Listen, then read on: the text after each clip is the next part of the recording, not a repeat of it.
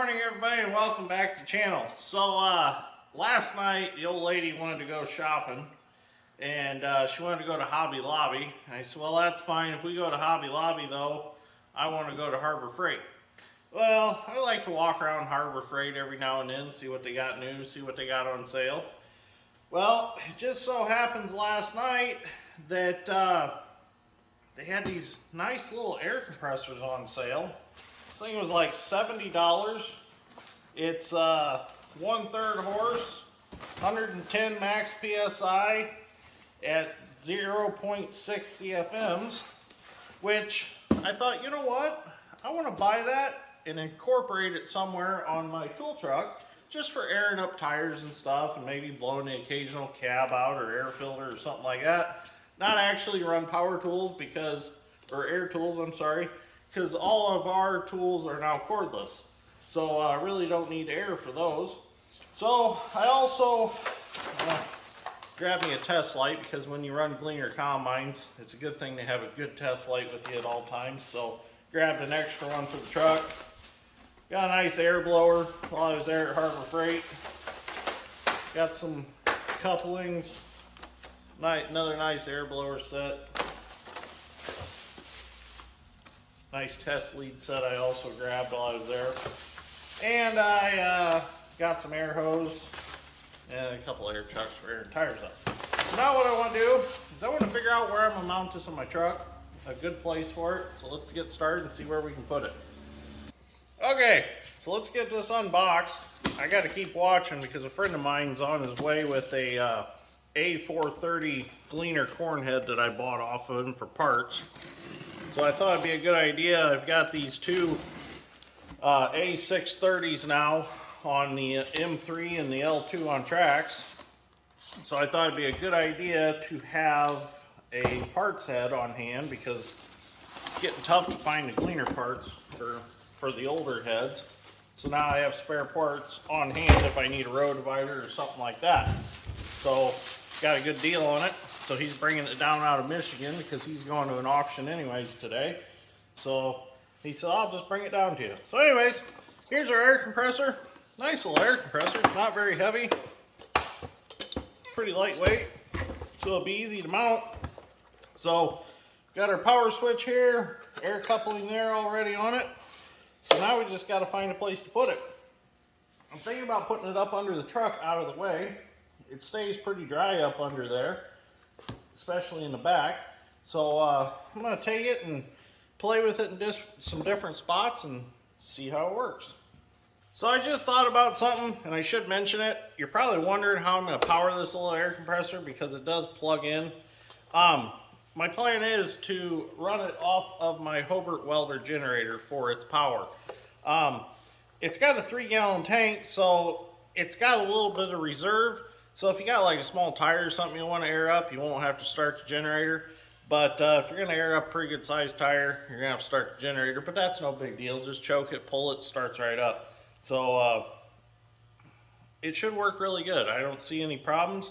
So we'll play with it over the next couple months and see how it works out. And if I like it, I'm sure some of you guys will go out and buy one. I mean, this is a nice little air compressor to just have, you know, even if you're just a homeowner or something and really don't do anything, you know, as far as mechanical work and things like that. This would be nice for just a riding lawnmower, airing up the kids' pool toys, stuff like that. I mean, it don't take up much room. It's really lightweight. So I really recommend it so far. We just have to see how well it pumps. So I found a really good place to mount it. I'm going to put it in this side box. That way it's sealed up from the weather. I was going to put it underneath and thought, well, snow will get on it and stuff like that. So this way, if I put it in a side box, I can mount it upright, and then the drain will work the way it's supposed to and all that. And it's in a nice sealed up compartment. I can just run the cord up. I can drill a hole through the bed, bring it up right underneath my welder. The outlets stick out this side of the welder. So it's a pretty good spot to put it. Plus, I don't really use this whole side box. So I just keep chains and stuff like that in here. So I'll just make a nice 2x4 frame around this to keep the chains from busting this valve off and scratching it up. So this is a lot better spot for it, I think. I figured I better mount this on some rubber. So I found this piece of rubber that I don't know where it came from, but it was in the shop. So what I'm going to do is I'm going to cut me out just a nice piece here just to set the base of the air compressor on. Just set that in there, and then I can drill my holes up through it for my bolts. And I can set the air compressor on it and bolt it down, and that'll absorb some of the vibration and kind of keep the air compressor a little bit more quiet in the bed of the truck.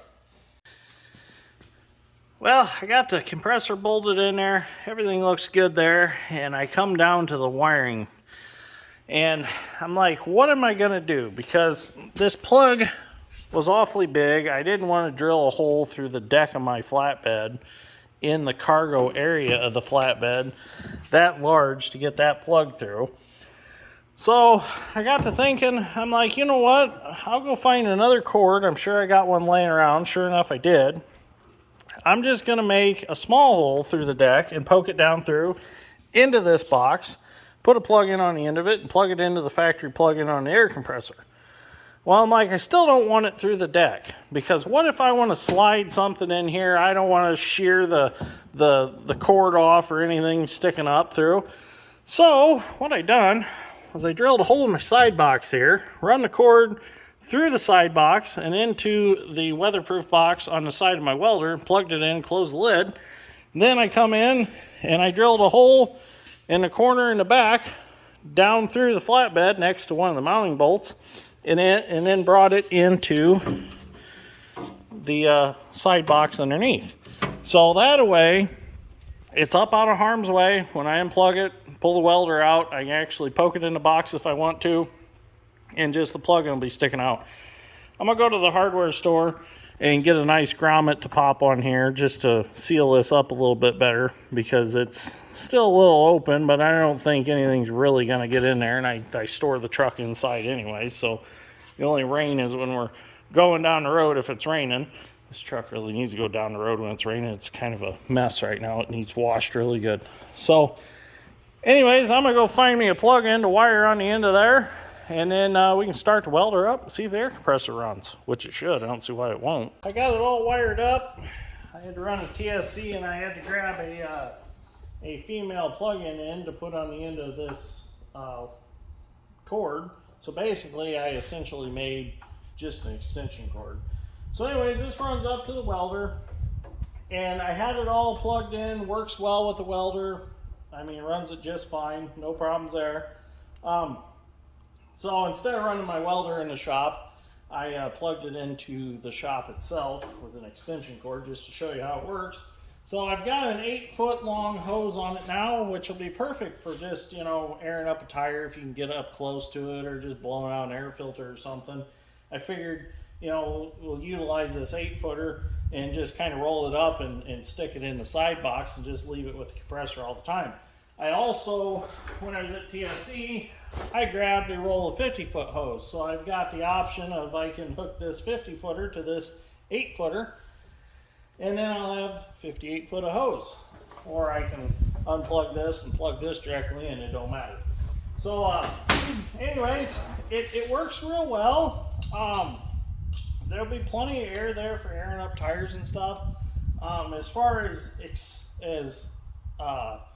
extensively blowing a cab out or something, it'll work okay for that. You might have to pause a little bit and let it catch up, but I'll show you how it works, how well. So this is about the amount of air you'll get until it kicks on.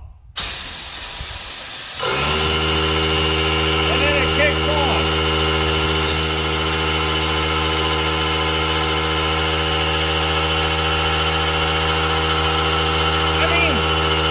Plenty of air to blow out a combine cab, just to blow the dust out from the day before or something like that. So I think it works pretty good. For no more than I got in it, I'm happy with it. So let's move on to something else. Okay, So I got all the wires zip tied up for the air compressor. Everything turned out great there. So something else I want to move on to, something that's been bothering me. And you know, these tool trucks are kind of a work in progress, and they're kind of tailored to each guy's needs. And I do need a welder on my truck. I use it very often, either power and power tools, or you know, welding culvert pipes together, bands and stuff, or just welding on our equipment out in the field. So I use it quite a bit. So I carry it around with me all the time. I carry it more than I anticipated I was going to carry it. I thought I would end up setting it in and out more often, but I don't leave home without it. So one thing I wanted to do was I wanted to build a skid that my welder sits on, and I could have torch tanks mounted to it, and I could have everything, so I could hang all the leads, hoses, whatnot on that skid, even maybe have a small box on it for my welding jacket, my gloves, welding rod, things like that. That way too, if ever had a piece of equipment that was broke down away from the road, I could grab it with a bobcat, and we could take the welder out there, get it patched up enough to get it loaded on the trailer to get it back to the shop. So anyways, the problem that I fight now is I have 50 foot of welding lead, and no matter what I do, I roll them up. They end up on the floor. I try to put them up on top of the welder. They end up on the floor again, and it's just always a hassle. And I always worry about nicking the coating of the wire, because the chainsaws get thrown in here, shovels get thrown in here, just random stuff gets thrown in the truck all the time. So what I want to do is I'm going to make some short leads that'll connect to the welder with these twist cam lock terminals, so that way I can leave this short lead hang on the welder, and I can take the rest of this cable and I can roll it up, and I can either throw it in the truck cab or I can throw it in the side box out of the way. I'll take these rappets and I'll wrap them up, that way they're not getting all tangled up, and I think it'll just make everything a lot better. In fact, I even thought about possibly making me just a set of like 15 foot leads, because sometimes I don't need 50 foot. 50 foot's quite a bit. I can get way out there, but sometimes I don't need that. And plus another thing is, you know, these are copper wire. They're very expensive, and they're worth a lot of money in scrap. So if the truck ever sits somewhere and I'm not around, you know, if we're changing fields and it's sitting on the inrows or something, you never know. Somebody could come along and snatch up your welding leads and scrap them or sell them or whatnot. So this way, if they're, you know, rolled up in the cab, they're safe and secure. So I'll show you how to do these. These are really simple. There's nothing to them. If you've thought about splicing some cable or something like that, or maybe this will give you an idea to do on your own welder. So anyways, let me get set up. I've got this one done, and I'll get the camera set up and I'll show you how I did it. So I'm going to do one male and one female on the welder. That way, just for quick and easy, I don't have to really look at positive and negative on the front of the welder. I can just plug them in, and I don't have to remember which one's which, because they only go one way. Now some guys, you know, some guys weld, they switch polarity and stuff, so you need to take negative to positive. If I have to do that ever, I'll just take the nuts off the studs, switch them around, whatever. So I usually always just positive on positive, negative on negative. So anyways, we'll get these put together real quick. We're over here at the bench. We'll get started on our ends for welding cables here. And I'm going to do, at the end of the video, I'll do a little update on the Case IH 2388 combine that we got.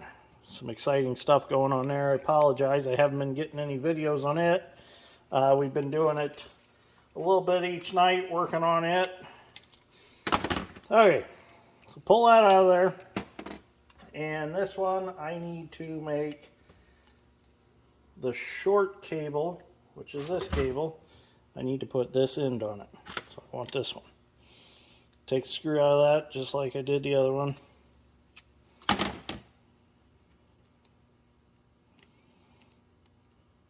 And I've done skinned the coating back on the cable itself. Slide this on your cable first. Like so. Oops, don't want to do that. That's okay. I can fix that. Then we want to slide this piece on here like so. Well, there we go. And then this They send a supplied Allen wrench with the kit, which these came from Hobart. These you can pick up at TSC. Oh no. That's great. Ugh. Just terrible to do. My fingers slide that on there. Put your big set screw back in there, like so. Make sure you can see it. Now, I'm going to clamp this in a vise, just like so. Then I'm just going to hold my cable in there firmly, tighten this down.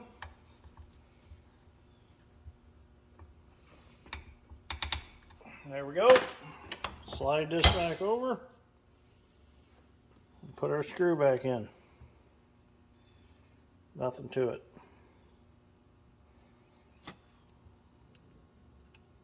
Nope.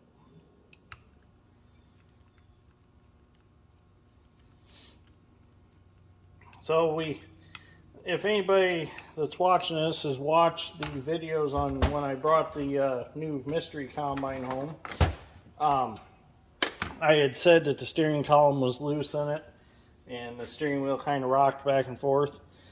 Basically all that was just a shim in the steering column, slides on the shaft. It's just a plastic shim.